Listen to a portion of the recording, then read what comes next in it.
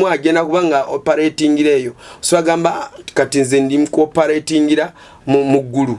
oba nze kati ndi mcooperating ira mu geyena ujukira bitundu byanjawulo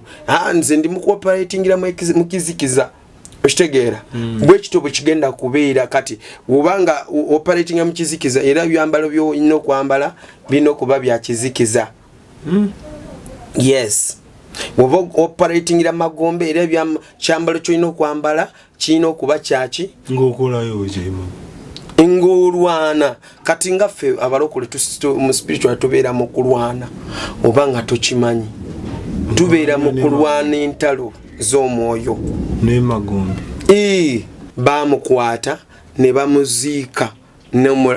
kuntana n'emirambo nti bamuziise mbu ne bamujjayo nti kati muzimu giri gimuvuddeko nti musamize no yalina ekimusumbuwa yes omusamize n'amutwala n'amuziika ng'omufu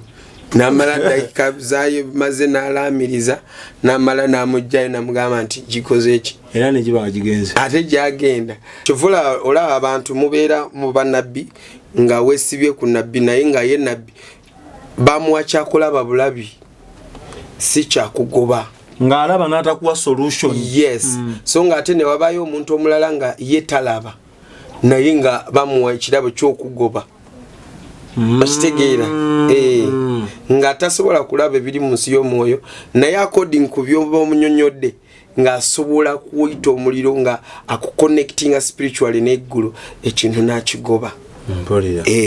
then wenalaba webankyazaawo Angel Michael yandaga nti wabaawo entalo nga gwe kennyini gw'olina okulwana kisobokera ddala omusumba okusabira emizimu negidda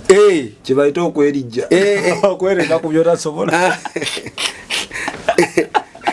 kirasooka ne mutwala mu dry nga kintu kimujja nga kimugamba ekiro lwaki wangobye eggulu lyo terina sente mbu ngambe ngende mukama mpa sente mbu lizinsule mu ngalo weewaawo kisoboka naye nga linsule ya pastor milioni meka 20 gago genda nedda eggulu liyitira mu mitima gyammwe mu mmemme zammwe nogamba nze yasha nja kubeerawo ku njiri so mukama abampeera omukisa eggulu lirinze gwe okwenyweza ofuuke ekyokulwanyisa. Export TV to the world.